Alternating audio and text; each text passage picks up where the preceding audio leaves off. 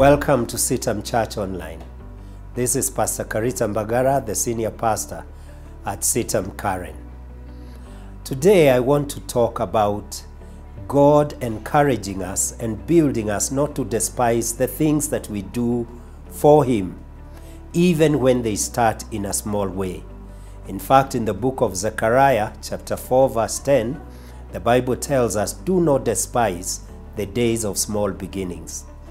I will illustrate this by a story that I read in the internet.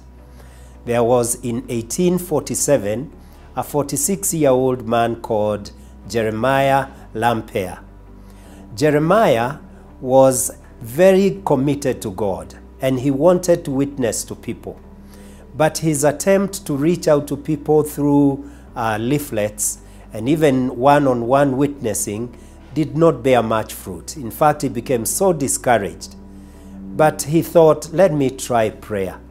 So he published many leaflets on prayer, invited many people, and put posters all around the city. He was living in New York.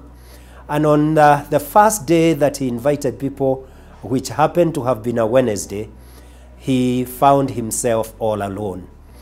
And after a few minutes, he just decided to pray. The second week, he went and there was nobody. The third week, after about 30 minutes, 5 people showed up and they prayed together. This was over a lunch hour.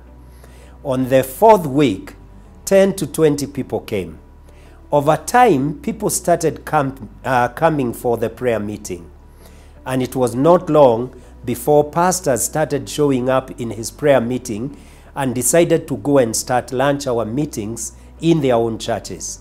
Within a short time, the message had passed from just being taken in New York City to the whole state and to many other states. Within no time, 15,000 states had prayers ongoing. It was a revival in the country by a person who started in a very small way. I want to encourage somebody who has had an idea of something that you want to do for God. And at the beginning, it seems like you are all alone. If you do the same thing that Jeremiah did, if you are as convicted and persuaded and committed to the idea that God has given you, over time you will bear fruit. In the Bible, when you read in the book of 1 Kings chapter 23, you will encounter another person who was like Jeremiah. His name was King Josiah. Josiah started at a very disadvantaged, or rather, he started with a very disadvantaged background. He was raised by a single mother.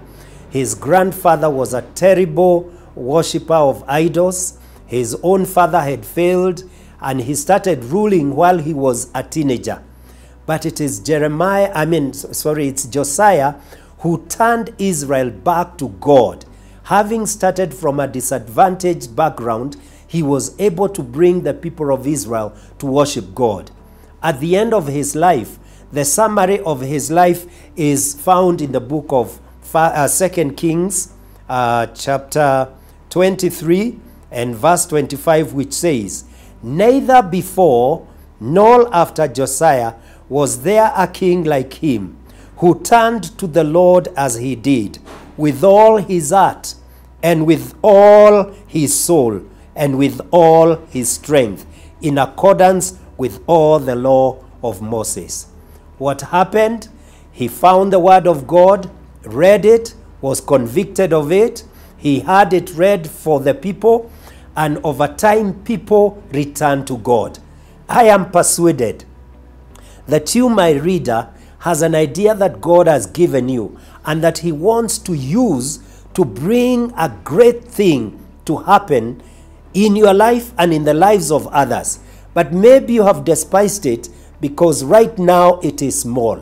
You too can rise to become like Jeremiah. You can rise to become like Josiah in the Bible. Don't give up on the idea that God has given you. And may God bless you as you do that.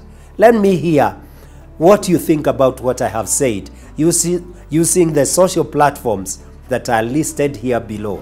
God bless you.